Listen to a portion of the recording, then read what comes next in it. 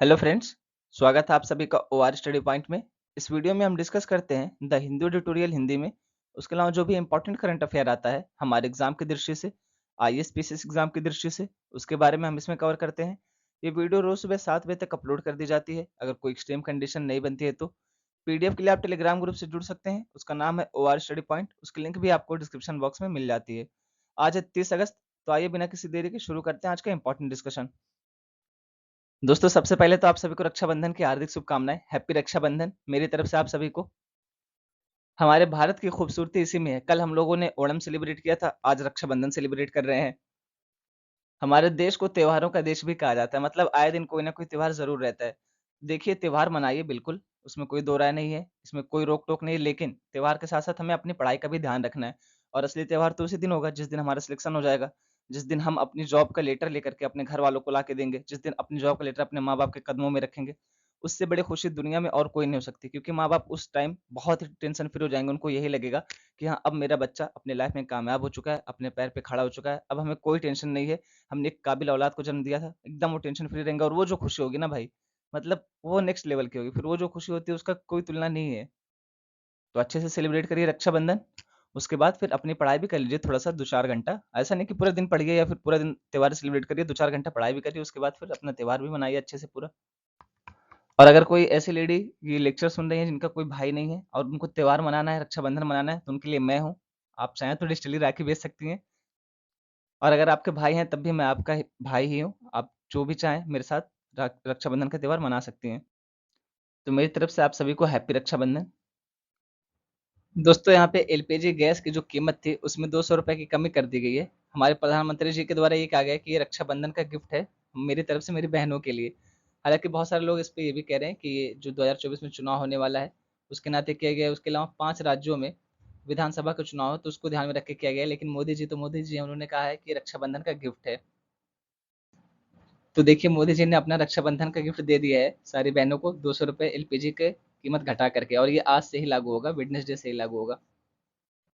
CJI D Y Chandrachud के द्वारा ये पूछा गया है केंद्र सरकार से कि जो जम्मू कश्मीर है उसको राज्य का दर्जा कब तक वापस मिल जाएगा।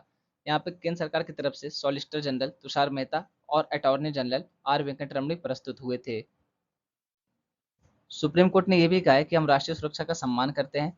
राष्ट्रीय सुरक्षा को ध्यान में रखते हुए ही मैं कोई समय सीमा तय नहीं कर रहा हूँ कि इतने समय सीमा के भीतर, इतने दिन के भीतर या इतने महीनों के भीतर जम्मू कश्मीर को स्टेट का दर्जा मिल जाना चाहिए। लेकिन आप लोग केंद्र सरकार से बातचीत करिए, उनसे निर्देश प्राप्त करिए, उनसे इस बारे में जानकारी प्राप्त करिए और ये बताइए कि लगभग कितने समय के भीतर जम्मू कश्मीर को राज्य का दर्जा मिल जाएगा। क्योंकि जिस तरीके से जम्मू कश्मीर को यहाँ पे राज्य का दर्जा हटा करके यूनियन टेरिटरी का दर्जा दिया गया था, केंद्र शासित राज्य का दर्जा दिया गया था, तो वो सही नहीं माना गया था सुप्रीम कोर्ट के द्वारा। तो इसी मामले में पूछताछ की जा रही है सुप्रीम कोर्ट के द्वारा, सीजेआई के द्वारा, कि कब तक जम्मू कश्मीर को राज्य का दर्जा मिल जाएगा ये बताइए। लेकिन यहाँ पे कोई समय सीमा तय नहीं की गई है सुप्रीम कोर्ट के द्वारा। उसके पीछे वजह है कि राष्ट्रीय सुरक्षा। और यहाँ पे जो सॉलिसिटर जनरल और एजी प्रस्तुत हुए थे, इनके द्वारा ये भी कहा गया है कि जम्मू कश्मीर को तो हम स्टेट बना देंगे, लेकिन जो लद्दाख का क्षेत्र है उसको हम यूटी ही रखेंगे, उसको हम स्टेट नहीं बनाएंगे, यानी यूनियन टेरिटरी ही रखेंगे लद्दाख को। जबकि जम्मू कश्मीर को क्या करेंगे, तो इसको हम राज्य का दर्जा दे देंगे धीरे धीरे करके। तो सुप्रीम कोर्ट के जज ने यही पूछा है, सीजेआई साहब ने यही पूछा है कि कब तक इसको राज्य का दर्जा दे दिया जाएगा। वही सारी बातें यहाँ पे की जा रही हैं। यहाँ पे एसजी के द्वारा ये कहा गया था कि हम 31 अगस्त को फिर से बताएंगे इसके बारे में कि क्या कैसे किया जा रहा है, उसके बारे में डिटेल से बात करेंगे। तो जब यहाँ पे 31 अगस्त को ये बता देंगे और यहाँ पे सुप्रीम कोर्ट का कोई फैसला आ जाएगा इसके बारे में, तब हम इस बारे में पूरा अच्छे से डिटेल्स में डिस्कस कर लेंगे। तब कोई ना कोई एडिटोरियल भी आएगा, तो उसको मिला करके हम पूरा इसके बारे में डिटेल्स में अच्छे से डिस्कस कर लेंगे। यहाँ पे बात की जा रही है जो मणिपुर विधानसभा उसके बारे में। यहाँ पे इनका सेशन चला, इनका सत्र चला कितने मिनट, तो सिर्फ 48 मिनट। और ये अभी तक का सबसे कम समय तक चलने वाला सेशन है, इसका रिकॉर्ड रहा है। यहाँ पे मणिपुर विधानसभा के कितने सदस्य हैं, तो इसमें 60 सदस्य हैं टोटल। और जो ये सत्र चला भी है तो इसमें कुकी समुदाय से जो 10 विधायक थे, 10 एमएलए थे, वो सब के सब गायब रहे सेशन से। उम्मीद तो ये थी कि पूरा दिन सत्र चलेगा, लेकिन यहाँ पे कितना चला, सिर्फ 48 मिनट। तो ये भी एक रिकॉर्ड ही बन गया, मतलब सिर्फ 48 मिनट का सत्र चल रहा है विधानसभा में। वो भी ऐसे टाइम पे जब वहाँ पे इतनी सारी हिंसा हो रही है, इतने सारे केस देखने को मिल रहे हैं, इतनी सारी समस्या हो रही है। तब यहाँ पे विधानसभा का सत्र, जहाँ पे चर्चा होनी चाहिए, जहाँ पे ये देखना चाहिए कि हमें कैसे निपटना है, क्या चीज़ करनी चाहिए, क्या चीज़ नहीं करनी चाहिए, तब वहाँ पे सत्र चल रहा है सिर्फ 48 मिनट का। 48 मिनट में क्या डिस्कस कर लिया जाएगा। वहाँ पे एक व्यक्ति 48 मिनट बोलना चाहे तो इतना बड़ा मुद्दा है, इतना गंभीर मुद्दा है, 48 मिनट से ज़्यादा तो एक ही व्यक्ति बोल सकता है। 1 घंटा भी सत्र नहीं चला, तो सोचिए कि क्या कंडीशन बन रही है। वहाँ पे इस मुद्दे को कैसे लेके चलेंगे, कैसे इस चीज़ को शांत कराएंगे, कैसे सारे मामले को देखेंगे। दोस्तों आज 30 अगस्त है और आज के दिन को हम राष्ट्रीय लघु उद्योग दिवस के रूप में मनाते हैं। इसका उद्देश्य क्या है तो लघु उद्योगों को बढ़ावा देना, उसके अलावा जो बेरोजगार है उनको रोजगार के अवसर उपलब्ध कराना। 2023 के लिए इसकी थीम रखी गई है, छोटे व्यवसायों के बीच उद्यमशीलता और नवाचार को बढ़ावा देना। कल एक महत्वपूर्ण दिवस रह गया था, तो हम आज उसके बारे में डिस्कस कर लेते हैं। ये है परमाणु परीक्षण के विरुद्ध अंतर्राष्ट्रीय दिवस। ये प्रत्येक वर्ष 29 अगस्त को मनाया जाता है। इसके पीछे की वजह क्या है, इसका उद्देश्य क्या है? तो उसका उद्देश्य यही है कि जो परमाणु हथियार है, उनको समाप्त किया जाए धीरे-धीरे करके और जो यहाँ पे परमाणु पदार्थ है, उनका क्या किया जाए? तो उनका शांति के लिए उपयोग किया जाए, ना कि तबाही के लिए, ना कि बर्बादी के लिए। और अभी वर्तमान में आप देखेंगे तो कितने देश ऐसे हैं जिनके पास परमाणु हथियार है, तो टोटल 9 देश ऐसे हैं। कौन-कौन से? अमेरिका हो गया, उसके अलावा रूस हो गया, फ्रांस हो गया, चीन, यूके हो गया, उसके अलावा पाकिस्तान, भारत, इज़राइल और उत्तर कोरिया। हालाँकि इसमें एक देश ऐसा है जिसके ऊपर आक्षेप लगते रहते हैं कि इन्होंने चोरी से बनाया है। और देखिए अगर ये परमाणु हथियार किसी इर्रेस्पॉन्सिबल जो गैर ज़िम्मेदार देश है उनके पास आ गया ना, तो फिर सोचिए क्या कंडीशन बनेगी। जैसे आप देखेंगे उत्तर कोरिया को, अब इनके हाथ में ये हमेशा डराता रहता है कि अभी बम फोड़ दूँगा, अभी परमाणु परीक्षण कर दूँगा, अभी ये कर दूँगा। मतलब ये धमकी देता रहता है हमेशा विश्व को कि मैं परमाणु बम का विस्फोट कर दूँगा। और यहाँ पे एक देश ऐसा भी है जिसने चोरी से बनाया था परमाणु बम। मैं नाम नहीं लूँगा लेकिन सब समझ गए होंगे कि कौन-सा देश ऐसा है। इसमें नाम नहीं लेने वाली जैसी क्या बात है, मतलब सारी दुनिया पे ये चर्चा चलती है, तो ये देश पाकिस्तान है, इनके ऊपर लगातार आक्षेप लगता रहता है कि इन्होंने चोरी से बनाया था परमाणु बम। अब यहाँ पर ये दिखाया गया है कि कौन से देश के पास सबसे अधिक परमाणु भट्टियाँ हैं, तो पहले स्थान पर कौन है? अमेरिका है, दूसरे स्थान पर फ्रांस, उसके बाद China, Russia, South Korea, India, Canada, Ukraine, United Kingdom, उसके बाद जापान। अगर हम 2011 से लेकर के वर्तमान समय तक बदलाव देखें परमाणु भट्टियों में, तो अमेरिका ने क्या किया है 11 भट्टियों को बंद कर दिया है। जबकि आप वहीं पे देखेंगे चाइना ने क्या किया तो 39 नई भट्टियाँ चालू की हैं। अब आप यहाँ पे ये देख सकते हैं कि जहाँ बुली-बुली दिखाया गया और माइनस लिखा गया, तो ये लोग क्या कर रहे हैं भट्टियों को बंद कर रहे हैं। जैसे अमेरिका हो गया, उसके अलावा फ्रांस हो गया, उसके अलावा आप यहाँ पे देख सकते हैं कि -4 किसने किया है तो यूक्रेन ने किया है।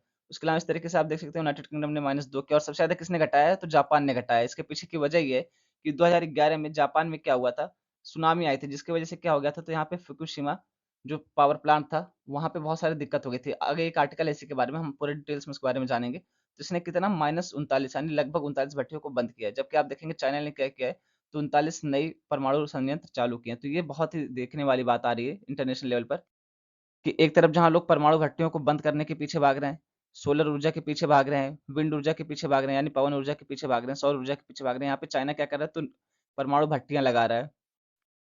सबसे ज़्यादा परमाणु हथियार किस देश के पास है? तो रसिया के पास है। फिर अमेरिका का स्थान आता है, उसके बाद China, France, United kingdom, Pakistan, India, Israel, north Korea. एक चीज़ यहाँ पे आप देख रहे होंगे कि पाकिस्तान के पास हमसे ज़्यादा परमाणु हथियार है। हालाँकि जब चोरी से ही बनाना है तो फिर उसमें क्या कहना है कि ज़्यादा है कि कम है। नीति आयोग ने यूएनडीपी के साथ एक समझौता ज्ञापन पर हस्ताक्षर किया है। किसके लिए? तो जो सतत विकास लक्ष्य हैं, सस्टेनेबल डेवलपमेंट गोल हैं, एसडीजी हैं, इनको स्थानीय स्तर पर लागू करने के लिए। स्थानीय स्तर से क्या मतलब? तो जिला का स्तर हो गया, ब्लॉक स्तर हो गया, शहर का स्तर हो गया, इस पे लागू करने के लिए किसके साथ समझौता किया है नीति आयोग ने? तो यूएनडीपी के साथ समझौता किया है। अब यहाँ पे हो सकता है कि आपसे ये पूछ ले कि किन 2 संस्थानों ने समझौता किया है? या फिर ये पूछ ले कि यू नीति आयोग ने किसके साथ समझौता किया है? या फिर ये पूछ ले कि यूएनडीपी और किस संस्थान ने समझौता किया है? तो इस तरीके से आपसे पूछा जा सकता है। कुल सतत विकास लक्ष्य या एसडीजी कितने हैं? तो 17 हैं। इनको कब तक प्राप्त करने का लक्ष्य था? तो 2030 तक प्राप्त करने का लक्ष्य है, जिसमें पहले आप देख सकते हैं कि नो पॉवर्टी यानी कि गरीबी नहीं होनी चाहिए। उसके बाद आप देख सकते हैं ज़ीरो हंगर, कोई भी भूखा नहीं होना चाहिए। इसी तरीके से आप यहाँ पे देख सकते हैं कि 17 के 17 एसडीजी दिए गए हैं। आप देखना चाहें तो देख सकते हैं।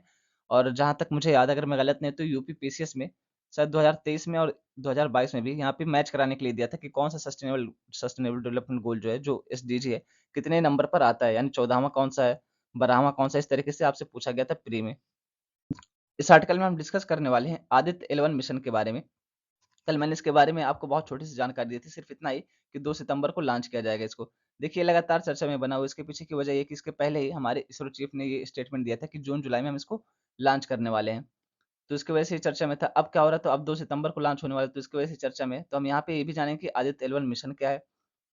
उसका उद्देश्य क्या है? उसके अलावा हम ये भी जानेंगे कि जो 11 बिंदु है, जो 11 है इसमें आदित्य 11 उसका क्या मतलब है? देखिए आदित्य किसके ऊपर रखा गया है? तो जो सूर्य है उसका पर्यायवाची होता है आदित्य, तो उसी के नाम पर इसका आदित्य उसके बाद जहाँ पे ये जाएगा मिशन, वो पॉइंट का नाम है 11 इसी नाते इस मिशन का नाम रखा गया आदित्य 11 मिशन। अब ये जो आदित्य 11 मिशन है, ये अपने साथ 7 संयंत्र लेकर के जाएगा, 7 तरीके के यंत्र लेकर के जाएगा, इंस्ट्रूमेंट लेकर के जाएगा। किस लिए? तो इसलिए ताकि हम जिस लिए मिशन भेज रहे हैं, वहाँ पे क्या करने हम मिशन भेज रहे हैं? परीक्षण करने के लिए।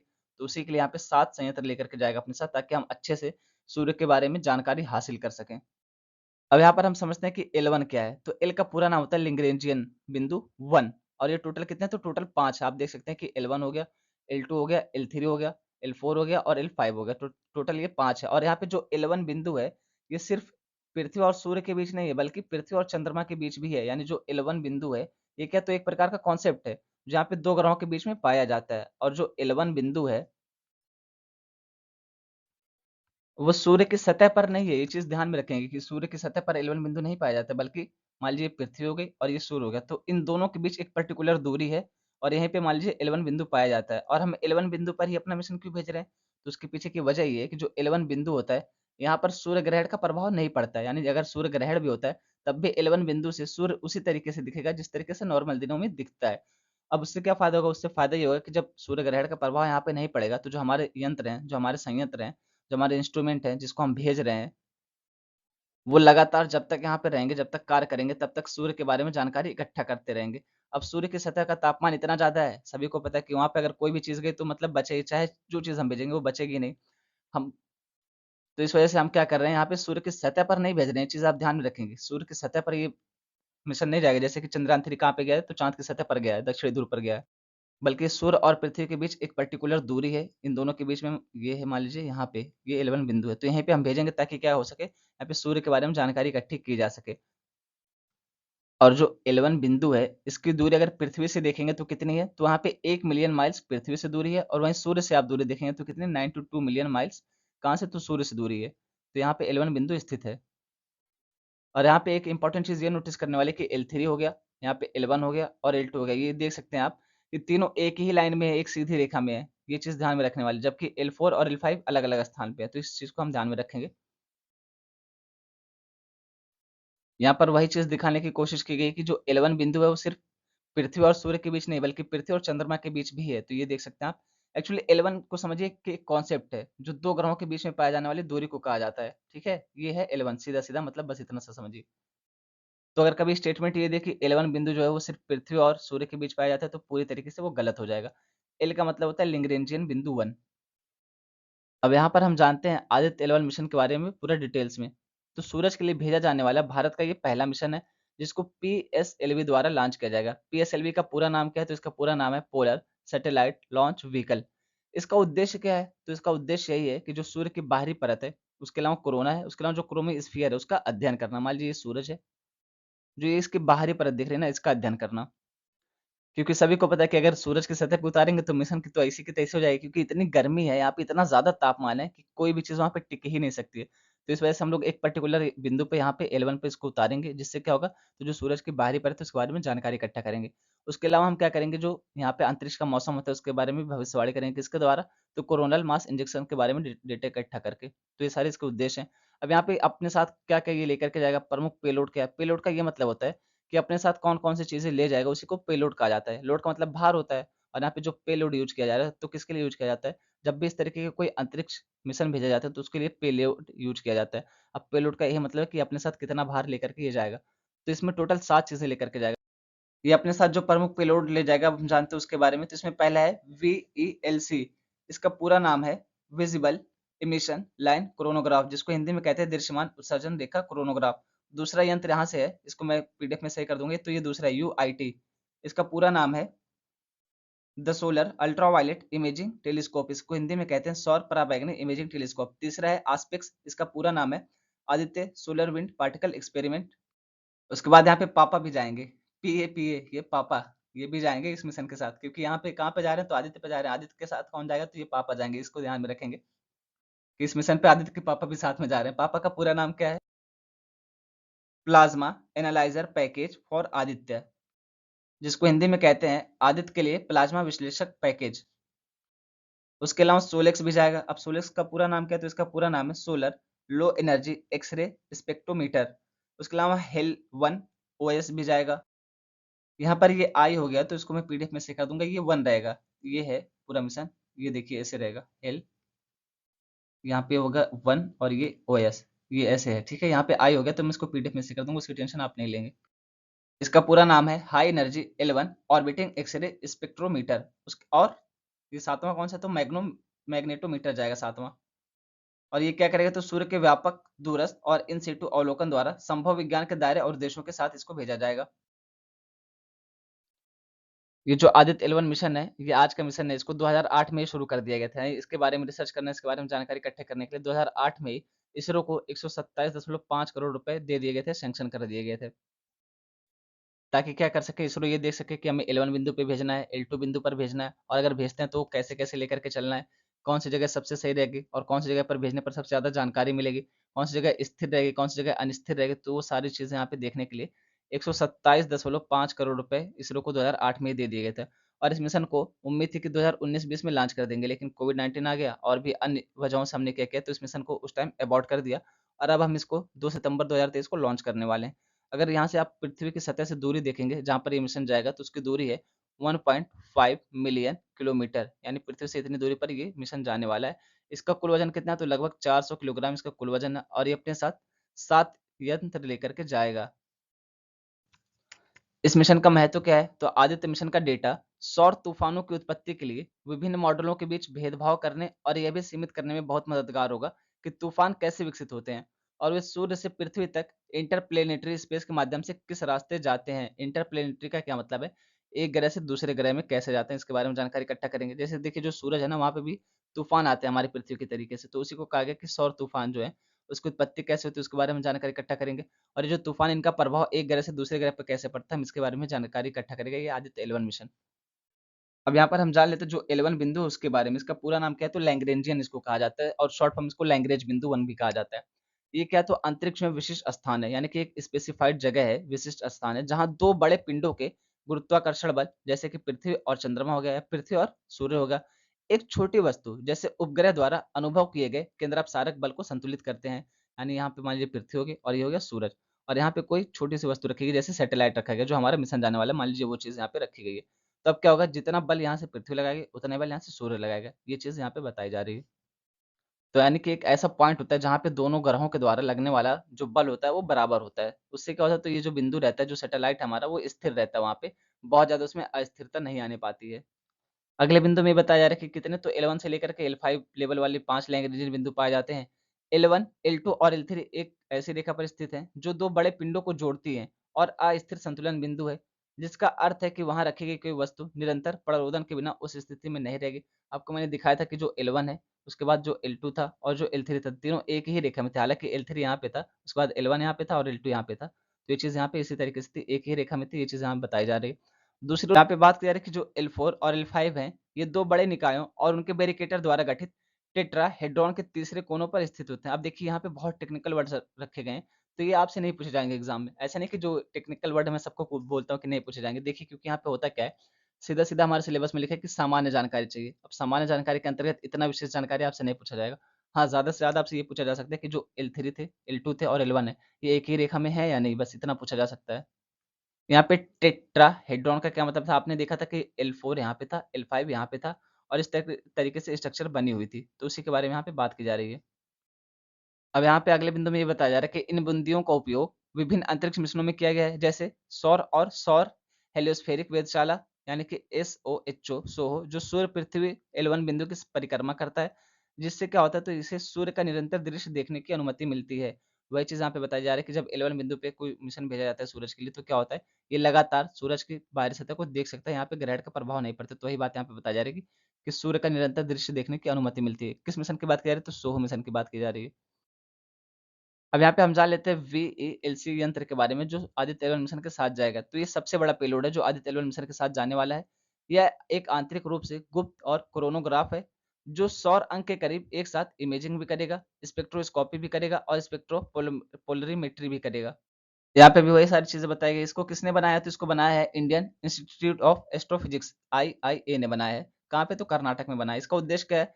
तो ये सौर प्रभा मंडल का निरीक्षण करेगा, जो सौर वातावरण की सबसे कमजोर और सबसे बाहरी परत है। किसकी? तो सौर प्रभा मंडल की। यह कोरोनल तापमान, प्लाज्मा वेग, घनत्व आदि का विश्लेषण भी करेगा। ये कोरोनल मास इंजेक्शन और सौर पवन का भी अध्ययन करेगा। तो ये सारी चीज़ें करेगा। कौन करेगा? तो VELC करेगा। ये ध्यान में रखेंगे और ये सबसे बड़ा पेलोड है। हो सकता है कि वनडे एग्ज़ाम में पूछ लिया जाए कि सबसे बड़ा पेलोड कौन-सा जाने वाला है आदित्य 11 मिशन के साथ। तो ये सारी चीज़ें यहाँ पे ध्यान में रखने वाली। इसका निर्माण किसने किया? तो IIA ने किया है। सूरज के लिए अन्य मिशन कौन-कौन से? तो इसमें नासा का पार्कर सोलर प्रोब मिशन, उसके अलावा आप देखेंगे हेलियोस 2 सोलर प्रोब, ये किसके बीच था? तो ये भी नासा और जर्मनी के बीच था। उसके अलावा जो सोलर ऑर्बिटर है, ये किसके बीच है? तो यूरोपियन स्पेस एजेंसी या ईएसए प्लस नासा के बीच है, सूरज के लिए मिशन। इस आर्टिकल में हम बात करने वाले हैं डब्ल्यूएफआई के बारे में। डब्ल्यूएफआई क्या है? इसका पूरा नाम है रेसलिंग फेडरेशन ऑफ इंडिया, इसको हिंदी में कहते हैं भारतीय कुश्ती संघ। इसको सस्पेंड कर दिया गया, किसके द्वारा? तो यूनाइटेड वर्ल्ड रेसलिंग के द्वारा। अब ये यूनाइटेड वर्ल्ड रेसलिंग क्या है? तो एक अंतरराष्ट्रीय शासी निकाय है, जो क्या करती है? तो कुश्ती का आयोजन करवाती है, जो कुश्ती की वर्ल्ड चैंपियनशिप होती है, उसका आयोजन यही करवाती है। इसने क्या किया? तो डब्ल्यूएफआई को सस्पेंड कर दिया। उसके पीछे की वजह क्या है? उसके पीछे की वजह आप देख ही सकते हैं। काफ़ी लंबे समय तक हमारे पहलवानों ने दिल्ली में विरोध प्रदर्शन किया था इनको अध्यक्ष पद से हटाने के लिए, और ये भी कहा था कि ना तो ये रहेंगे अध्यक्ष पद पर, ना ही इनके घर का, इनके परिवार का कोई सदस्य रहेगा।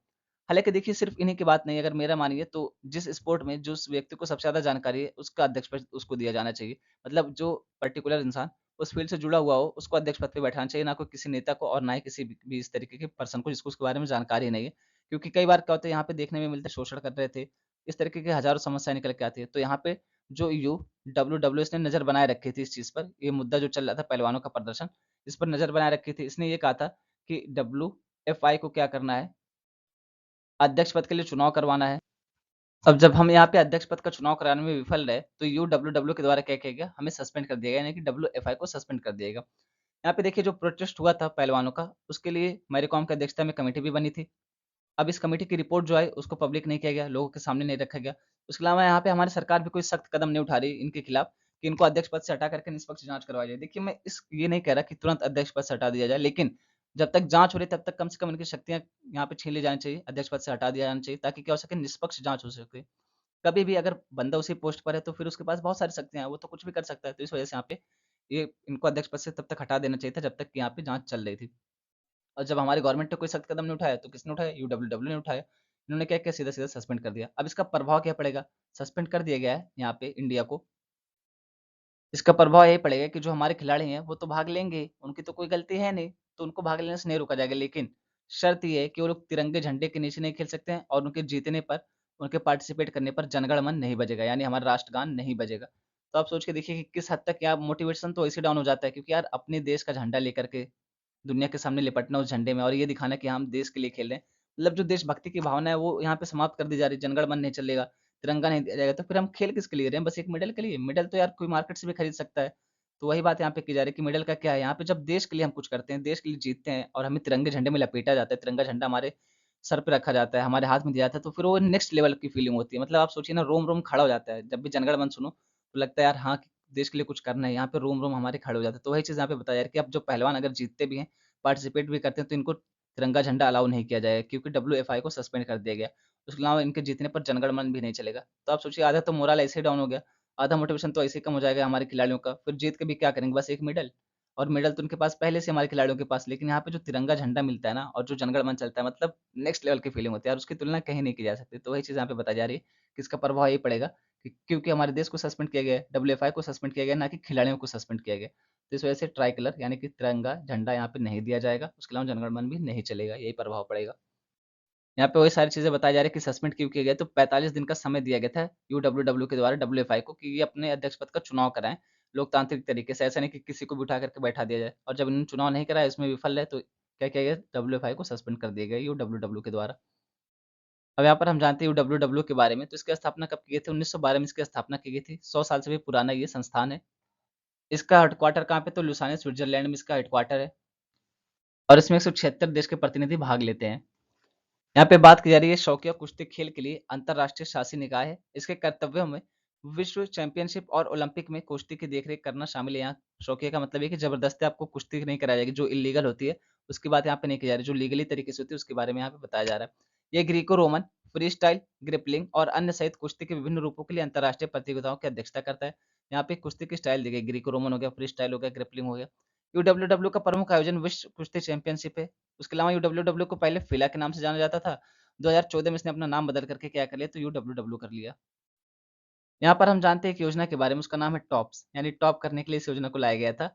इसका पूरा नाम है टारगेट ओलंपिक पोडियम स्कीम, इसको हिंदी में कहते हैं लक्ष्य ओलंपिक पोडियम योजना। इसको किस लिए लाया गया था? तो जो ओलंपिक गेम्स होते हैं, उसके अलावा जो भी अंतर्राष्ट्रीय स्तर पर गेम होते हैं, उसमें जो हमारे खिलाड़ी भाग लेते हैं, पार्टिसिपेट करते हैं, उनके द्वारा और भी मेडल लाया जाए और भी पदक जीते जाएँ, इसके लिए इस योजना को लाया गया था ताकि क्या किया जा सके, उनको वित्तीय सहायता दी जा सके और क्या किया जा सके तो अन्य प्रकार की जो भी सहायता होती है वो उपलब्ध करवाई जा सके इस योजना के तहत, इसके लिए इस योजना को लाया गया था। कौन से मंत्रालय के द्वारा लाया गया था? तो युवा मामले और खेल मंत्रालय के अंतर्गत इसको लाया गया था। सितंबर 2014 में इसको शुरू किया गया था। ये क्या करता है तो टॉप्स एथलीटों का प्रबंधन करने और अधिक व्यापक सहायता प्रदान करने के लिए एक तकनीकी सहायता टीम की स्थापना के लिए अप्रैल 2018 में इस योजना का नवीनीकरण भी किया गया था। मिशन ओलंपिक सेल, तो मिशन ओलंपिक सेल एक समर्पित निकाय है जो टॉप्स योजना के तहत चुने गए एथलीटों की सहायता के लिए बनाया गया है। यानी जो टॉप्स योजना के तहत एथलीट चुने जाते हैं, खिलाड़ी चुने जाते हैं, उनकी सहायता के लिए क्या बनाया, तो मिशन ओलंपिक सेल बनाया गया, ये एक निकाय है। उसके अलावा राष्ट्रीय खेल विकास कोष, इसकी स्थापना कब की गई थी? तो नवंबर 1998 में की गई थी। किसके लिए? तो देश में खेलों को बढ़ावा देने के उद्देश्य से की गई थी। अब यहाँ पे बात की जा रही है कि जो टॉप्स योजना है इसकी आलोचना किन आधारों पे की जाती है, तो 2 आधारों पे की जाती है। पहला क्या है, पात्रता मानदंड हो गया, दूसरा क्या है, तो यहाँ पे जो उनको वजीफा दिया जाता है, जो भी उनको वित्तीय सहायता दी जाती है, वो कम पड़ जाती है। इतनी वित्तीय सहायता से कुछ होता नहीं है। इन दोनों आधारों पर की जाती है। यहाँ पे आप देख सकते हैं गोल्फर अदिति अशोक का एग्जाम्पल दिया गया है। तो इस तरीके के एग्जाम्पल जब भी आए, हमें उस एग्जाम्पल को कोट कर लेना है, कहीं नोट डाउन कर लेना और कभी भी स्पोर्ट्स का नाम आता है या इस तरीके से स्कीम का नाम आता है कि खेल को बढ़ावा देने के लिए सरकार क्या करे, तो इस तरीके के एग्जाम्पल जीते जाते एग्जाम्पल का हम उदाहरण दे सकते हैं वहाँ पे। इससे हमारे आंसर राइटिंग और भी इंप्रूव हो जाएगी। ये जो टारगेट ओलंपिक पोडियम स्कीम है, ये टोटल 9 क्षेत्रों पर ध्यान देता है। कौन-कौन से क्षेत्र हैं? तो एथलेटिक्स हो गया, बैडमिंटन हो गया, हॉकी हो गया, shooting, tennis, weightlifting, wrestling, archery and boxing, इन सब के ऊपर फोकस करता है। इसका उद्देश्य क्या है? तो ओलंपिक में गोल्ड मेडल लाना। तो ये सारी चीज़ें हैं टारगेट ओलंपिक पोडियम स्कीम से जुड़ी हुई। यहाँ पे बात की जा रही है कि आगामी ओलंपिक कार्यक्रम कौन-कौन से, तो ग्रीष्मकालीन ओलंपिक 2024 ये कहाँ पे होगा? तो पेरिस, फ्रांस में होगा। शीतकालीन ओलंपिक 2026 ये कहाँ पे होगा? तो मिलान, कार्टिना डी एम्पोजे, इटली में होगा। ग्रीष्मकालीन ओलंपिक 2028 लॉस एंजिल्स, यूएसए में। ग्रीष्मकालीन ओलंपिक 2032 ब्रिस्बेन, ऑस्ट्रेलिया में। खेलों को बढ़ावा देने से संबंधित सरकारी पहल कौन-कौन सी है? तो समग्र शिक्षा अभियान हो गया, फिट इंडिया मूवमेंट, खेलो इंडिया, साई प्रशिक्षण केंद्र, ये क्या है? तो स्पोर्ट अथॉरिटी ऑफ इंडिया। राष्ट्रीय खेल प्रतिभा खोज पोर्टल, राष्ट्रीय खेल पुरस्कार योजना, राष्ट्रीय युवा महोत्सव, ये सारे पहल हैं जो खेलों को बढ़ावा देते हैं इंडिया में। दोस्तों इस आर्टिकल में हम बात करने वाले हैं जापान के बारे में। जापान एक ऐसा देश है जिसके बारे में ये कहावतें प्रचलित है कि जापान में हर दिन 2-3 भूकंप तो आते रहते हैं। लोग अपना नाश्ता करते रहते हैं, उनकी टेबल हिलती रहती है और ये लोग नाश्ता करके क्या करते हैं तो अपने ऑफिस को चले जाते हैं। ऐसी कहावतें जापान के बारे में प्रचलित हैं। लेकिन 2011 का समय जापान के लिए ठीक नहीं था। 2011 में क्या हुआ, यहाँ पे एक भूकंप आता है और जो भूकंप आता है वो ऐसा नहीं था कि जो सिर्फ टेबल को हिलाए, वो ऐसा था कि जिसने पूरे देश को हिला दिया था, पूरे विश्व को हिला दिया था। क्योंकि यहाँ पे जो इसकी तीव्रता थी वो 9 रिक्टर स्केल की तीव्रता थी भूकंप की। इसकी वजह से क्या हुआ, जापान में भूकंप तो आया, अब भूकंप की वजह से सुनामी आ गई। अब जब सुनामी आ गई तो यहाँ पे जापान का एक परमाणु संयंत्र था, परमाणु ऊर्जा संयंत्र था, उसका क्या नाम था? उसका नाम था फुकुशिमा परमाणु संयंत्र। इसमें क्या हुआ, तो इसमें लीकेज हो गई। अब यहाँ पे जो भी पानी रखे हुए थे, इस पानी में ट्राइटियम नामक परमाणु तत्व मिल गया। अब जब परमाणु तत्व मिल गया, अब क्या करे जापान, एक तरफ कुआँ, एक तरफ खाई। यानी अगर इस परमाणु तत्व को रोकता भी है, पानी को रोकता भी है, तो इसके देश के लिए खतरा है। और अगर छोड़ता है तो पूरे विश्व के लिए खतरा है, पूरा विश्व इसके ऊपर चिल्लाने लगेगा। और उसी समय क्या आया था, तो यहाँ पे सुनामी आई थी, यानी हर तरफ से मुसीबत आ गई थी। वो कहते हैं ना कि जब भी मुसीबत आती है, तो सारी तरफ से एक साथ आ जाती है। तो वही कुछ कंडीशन बनी जापान के साथ, लेकिन जापान ने हिम्मत नहीं हारी। जापान यहाँ पे टूटा नहीं, उसने ये कहा कि जो भी ट्राइटियम नामक तत्व मिल गया है हमारे पानी में, उसको हम क्या करेंगे 10 से 12 साल तक रोक के रखेंगे और जब ये न्यूट्रल हो जाएगा, तब हम इसको छोड़ देंगे धीरे-धीरे करके। अब वही पानी यहाँ पे जापान फिर से छोड़ने जा रहा है, तो इसी वजह से ये चर्चा का मुद्दा बन गया है कि क्या ट्राइटियम या कोई भी परमाणु तत्व जो होता है वो पूरी तरीके से न्यूट्रल हो सकता है? और अगर नहीं हुआ है और ये फिर भी जापान क्या करेगा, पैसिफिक ओशियन में छोड़ देगा इसको, तो उसकी वजह से क्या इम्पैक्ट पड़ने वाला है पूरे विश्व पर, उसके बारे में यहाँ पे बात की जा रही है। देखिए क्या होता है कि जो यहाँ पे महासागर होते हैं, यहाँ पे बहता क्या है? पानी ही बहता है और पानी की यहाँ पे विशेषता क्या है कि ये रुकेगा नहीं, चलता ही रहेगा। आप देखेंगे कि जो महासागरीय धारा होती है वो एक जगह से दूसरी जगह विचरण करती रहती हैं, भागती रहती हैं, जाती रहती हैं। तो अगर ये प्रशांत महासागर में छोड़ रहा है ये पानी ट्राइटियम वाला, तो ये बह करके कहाँ पे आ जाएगा? हिंद महासागर में आ जाएगा। उसके अलावा आप देखेंगे अटलांटिक महासागर में चला जाएगा। तो इस तरीके से ये पानी जो है रुकेगा नहीं और अन्य-अन्य जगहों पर जाएगा, यानी पूरे देश को, उसके बाद पूरे विश्व को ये क्या करेगा, तो दूषित कर देगा। पूरे विश्व में क्या करेगा, यहाँ पे ट्राइटियम नामक जो तत्व है परमाणु, उसकी यहाँ पे उपस्थिति कर देगा, जिसकी वजह से क्या होगा, तो यहाँ पे बहुत सारी समस्याएँ निकल कर के आएँगी। जैसे कैंसर हो गया, त्वचा की बीमारी हो गई, ये सारी समस्याएँ यहाँ पे देखने को मिलेंगी। तो इसी वजह से ये चर्चा में आ गया है। ये चर्चा में क्यों, ये चीज़ मैंने आपको बता ही दी है। यहाँ पे जापान के फुकुशिमा परमाणु संयंत्र के बारे में दिखाया जा रहा है। यहाँ पे ये जो मैप दिखाया जा रहा है, जो ऑरेंज कलर से, इसके बारे में बात की जा रही है कि डिफिकल्ट टू रिटर्न ज़ोन, यानी फिर से यहाँ पे जा पाना बहुत मुश्किल है, इसको फिर से वापस पुनः प्राप्त कर पाना बहुत ही मुश्किल है, ये बात यहाँ पे की जा रही है, मैप के थ्रू दिखाया गया है। यहाँ पे आप देख सकते हैं कि इसके पास कौन-सा है, तो पैसिफिक ओशियन है, पैसिफिक महासागर, इसी वजह से यहाँ पे छोड़ने की बात कर रहा है पानी को।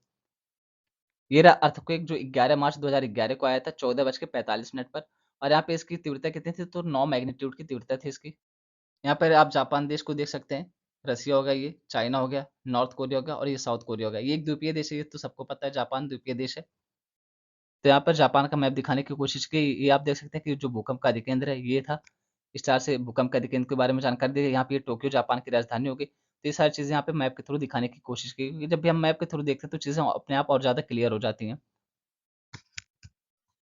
हम समझते हैं कि पूरा मामला क्या था। पूरा मामला ये था कि मार्च 2011 में 9 तीव्रता का भूकंप आया जापान में। इसकी वजह से क्या हुआ, तो जो जापान के ओकुमा में फुकुशिमा दाइची परमाणु ऊर्जा संयंत्र है, यहाँ पे बाढ़ आ गई। अब जब बाढ़ आ गई तो पानी भर गया। पानी भरने से क्या हुआ, तो यहाँ पे जो डीजल जनरेटर था इसने काम करना बंद कर दिया, इसको नुकसान पहुँचाया। यहाँ पे सुनामी ने, बाढ़ ने। जब इसने काम करना बंद कर दिया तो क्या हुआ, बिजली की आपूर्ति नहीं हो पा रही थी। और जब बिजली की आपूर्ति नहीं हो पाई तो उसकी वजह से क्या हुआ, जो यहाँ पे परमाणु ऊर्जा संयंत्र में हम शीतलक के रूप में प्रयोग करते हैं, उसकी आपूर्ति नहीं हो पाई, क्योंकि यहाँ पे जो न्यूक्लियर भट्टियाँ होती हैं, जैसे मान लीजिए भट्टी है, तो यहाँ पे एक छड़ लगाई रहती है। इस छड़ में शीतलक का प्रयोग किया जाता है। शीतलक के रूप में किसका प्रयोग किया जाता है, तो मैं बाद में बताऊँगा। तो इस ये शीतलक यहाँ पे पहुँच नहीं पाई, जिसकी वजह से क्या हुआ, तो यहाँ पे अनियंत्रित तरीके से ये श्रृंखला चलने लगी और यहाँ पे अनियंत्रित तरीके से परमाणु फटने लग गया। तो वही सारी दिक्कतें यहाँ पे देखने को मिली, जिसकी वजह से क्या हुआ, बहुत सारे पानी दूषित हो गए। वही सारी चीज़ें यहाँ पे बात की जा रही है। जापानी सरकार संयंत्र से जिस पानी को प्रवाहित करना चाहती है, उसका उपयोग क्या किया, तो रिएक्टरों को ठंडा करने के साथ-साथ वर्षा जल और भूजल के लिए किया जाता था। इसमें क्षतिग्रस्त रिएक्टरों से रेडियोधर्मी समस्थानिक होते हैं और इस प्रकार ये स्वयं रेडियोधर्मी होता है। जापान ने कहा है कि वह इस पानी को अगले 30 सालों में प्रशांत महासागर में छोड़ेगा और इसी वजह से पूरे विश्व के स्तर पर इस चर्चा का मुद्दा बन गया है। पानी के उपचार के बजाय यहाँ पे छोड़ा क्यों जा रहा है उसको, पानी का उपचार करने की जगह जापान क्या कर रहा है, उसको फ्लशिंग क्यों कर रहा है, प्रशांत महासागर में क्यों छोड़ रहा है, तो उसके बारे में हम जानते हैं। टोक्यो इलेक्ट्रिक पावर कंपनी टिपको ने शुरू में अपशिष्ट जल के उपचार की योजना बनाई थी, लेकिन पानी की टंकियों के लिए पर्याप्त जगह न होने के कारण इससे पानी छोड़ने का फैसला लिया है। यानी यहाँ पे क्या बात करिए, जो पानी की टंकियां वो पर्याप्त मात्रा में नहीं है इस कंपनी के पास, टोक्यो इलेक्ट्रिक पावर कंपनी के पास। इस वजह से इन लोगों ने क्या फैसला किया कि हम पानी को छोड़ देंगे, कहाँ पे, तो पैसिफिक ओशियन में। ट्राइटियम के आधे जीवन कितना, तो 12 से 13 वर्ष, यानी इसका पूरा जीवन कितना होगा, तो 24 से 26 वर्ष के कारण जापान पानी को उसके निर्वहन से अधिक समय तक संग्रहित नहीं कर सकता है। अगर हम ट्राइटियम से दूषित पानी को प्रशांत महासागर में छोड़ेंगे तो क्या-क्या मुद्दे बनेंगे, उसके बारे में बात की जा रही है। नीचे कोई ज्ञात सीमा नहीं है जिसके नीचे विकिरण को सुरक्षित माना जा सकता है। इसलिए रेडियोधर्मी सामग्री के किसी भी निर्वहन से कैंसर और अन्य ज्ञात स्वास्थ्य प्रभावों का खतरा बढ़ जाएगा जो इसके संपर्क में है। उसके अलावा टोक्यो इलेक्ट्रिक पावर कंपनी ने ट्राइटियम को पानी से नहीं निकाला है। ट्राइटियम को पानी से निकालना मुश्किल है। ट्राइटियम जो है जीवित प्राणियों के शरीर द्वारा आसानी से अवशोषित कर लिया जाता है और रक्त के माध्यम से तेजी से वितरित कर दिया जाता है। अन्य रेडियोन्यूक्लाइड्स में र्यूथेनियम और प्लूटोनियम के समस्थानिक शामिल हैं, जो समुद्री जीवों के शरीर और समुद्र तल पर लंबे समय तक बने रहते हैं और पूरी तरह से हटाए नहीं जा सकते हैं। तो यहाँ पे बात ये की जा रही है कि अगर हम इसको छोड़ देते हैं इस पानी को, तो क्या होगा, जो समुद्री जीव जो है उसके ऊपर नकारात्मक प्रभाव पड़ेगा। उसके अलावा हम सब जो हैं, यानी मानव जो है, उसके ऊपर भी नकारात्मक प्रभाव पड़ेगा। इनको कैंसर होने की संभावना है। और अगर मान लीजिए मछलियों के अंदर जाएगा, मछलियाँ क्या करती हैं, तो पानी में रहती हैं। अब जब मछलियों के अंदर ट्राइटियम जाएगा या अन्य कोई रेडियोधर्मी तत्व जाएगा, बाद में उसको कौन खाता है, इंसान ही खाता है। तो इंसान के अंदर भी वही चीज़ें जाएँगी, इंसान को भी समस्या देखने को मिलेगी और अंततः हमारे ग्रह के लिए खतरा हो जाएगा। तो इस तरीके की बात की जा रही है। और जो यहाँ पे ट्राइटियम दूषित पानी है, ये सिर्फ़ प्रशांत महासागर में तो रहेगा नहीं, ये प्रत्येक महासागर में जाएगा। फिर वहाँ से समुद्र और यहाँ पे इस तरीके से पूरे जल निकाय को दूषित कर देगा। और फिर क्या होगा, जो पशु-पक्षी पानी पीने आते हैं, जैसे जो जंगलों में रहते हैं, हिरन हो गया, शेर हो गया, जब ये लोग पानी पीने आते हैं तो इनको भी दूषित करेगा, इनके ऊपर भी नकारात्मक प्रभाव डालेगा। तो इस तरीके से पूरे विश्व के स्तर पर नकारात्मक प्रभाव डालने की संभावना पूरे विश्व को खतरे में ला देगा, अगर जापान ने ऐसा हरकत किया तो। इस वजह से जो पर्यावरणविद है, ये चर्चा का मुद्दा बना दिए इसको। इस वजह से ये लोग मुद्दा उठा रहे हैं कि ये बहुत सारी समस्याएँ लेकर के आएगा अपने साथ।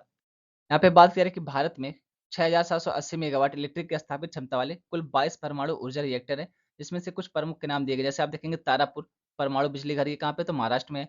राजस्थान परमाणु ऊर्जा स्टेशन, राजस्थान। तमिलनाडु में मद्रास परमाणु ऊर्जा स्टेशन है। उसके अलावा कैगा कहाँ पे, तो कर्नाटक में। उसके अलावा कुडनकुलम कहाँ पे, तो तमिलनाडु में है। नरोरा परमाणु संयंत्र कहाँ पे, तो ये उत्तर प्रदेश में है। और काकरापार परमाणु संयंत्र कहाँ पे, तो ये गुजरात में है। यहाँ पर मैप के जरिए समझाने की कोशिश की गई है कि जो परमाणु ऊर्जा संयंत्र है वो कहाँ-कहाँ पे हैं। तो यहाँ से आप देख सकते हैं। इसके अलावा यहाँ पे एक चीज़ और नोटिस करने वाली है कि जो जम्मू कश्मीर और लद्दाख वाला इलाका है और यहाँ पे जो नॉर्थ ईस्टर्न इलाके हैं, यहाँ पे आप देख सकते हैं कि एक भी परमाणु ऊर्जा संयंत्र नहीं है। तो इस चीज़ को ध्यान में रखना है। ये एक शॉर्ट न्यूज़ है। इसरो ने क्या किया, तो जो मछुआरे होते हैं उनकी सुरक्षा के लिए एक डिवाइस बनाया है, उसके बारे में यहाँ पे बात की जा रही है। इस डिवाइस का नाम रखा गया नवमित यंत्र। ये क्या है, तो मछुआरों की सुरक्षा के लिए विकसित एक उपग्रह आधारित संचार प्रणाली, यानी सैटेलाइट का प्रयोग करके हम क्या करेंगे, तो मछुआरों से कम्युनिकेट करेंगे। ये समुद्र से और समुद्र तक दो तरफा संदेश सेवा को सक्षम बनाते हैं। समुद्र से क्या क्या मतलब, यानी मछुआरे अगर चाहें तो सैटेलाइट का प्रयोग करके कम्युनिकेट कर सकते हैं। उसके अलावा अगर यहाँ पे हम लोग चाहें तो सैटेलाइट का प्रयोग करके मछुआरों से कम्युनिकेट कर सकते हैं। वो चीज़ यहाँ पे बताया जा रहा है कि दो तरफा है ये। मौसम और चक्रवात की चेतावनी स्थानीय भाषा में दी जाएगी। नावें अधिकारियों को संकट संदेश भी भेज सकती हैं। नावों के पलटने या आग लगने जैसी आपातकालीन स्थितियों में मछुआरे डिवाइस पर एक बटन दबा सकते हैं और नियंत्रण केंद्र से संपर्क कर सकते हैं, जबकि नियंत्रण केंद्र को नाव के स्थान सहित अलर्ट प्राप्त होगा। नाव पर चालक दल को नियंत्रण केंद्र से एक प्रतिक्रिया संदेश मिलेगा। शिपिंग चैनलों और समुद्री सीमाओं के बारे में जानकारी प्रदान करने के अलावा यह उपकरण क्या करेगा, तो मछली पकड़ने के क्षेत्रों की पहचान करने में भी मदद करेगा। इसे किसने डेवलप किया, तो इसरो ने डेवलप किया है। तो ये सारी चीजें यहाँ पे हैं। दोस्तों, आप सबने मैजिक राइस के बारे में सुना है? अभी तक मैजिक सुने थे और राइस सुने थे अलग-अलग, लेकिन यहाँ पे बात की जा रही है मैजिक राइस के बारे में। ये कहाँ का? तो ये असम का है। इसके बारे में हम पूरे डिटेल्स में जानेंगे। अभी इसको जीआई टैग मिला है मैजिक राइस को, असम के। तो इसके बारे में हम जानते हैं पूरे डिटेल्स में। सामान्य इसका नाम चोकुआ चावल है, लेकिन सामान्यतः इसको लोग क्या कहते हैं, तो जादुई चावल या मैजिक राइस कहते हैं। ये असम में उगाया जाता है। ये असम की पाक विरासत का एक हिस्सा है। यह अनोखा चावल शक्तिशाली अहोम राजवंश के सैनिकों का मुख्य भोजन रहा है। इस अनोखे और स्वास्थ्यवर्धक चावल की खेती ब्रह्मपुत्र नदी क्षेत्र के आसपास असम के कई हिस्सों जैसे तिनसुकिया हो गया, धेमाजी हो गया, डिब्रूगढ़ हो गया आदि में की जाती है। यह मूल रूप से अर्ध चिपचिपा शीतकालीन चावल है, जिसे साली चावल के नाम से जाना जाता है। यानी इसको मैजिक राइस भी कहते हैं, साली राइस भी कहते हैं, चोकुआ चावल भी कहते हैं। ये सारी चीजें यहाँ पे इसी के एक ही चीज का नाम है।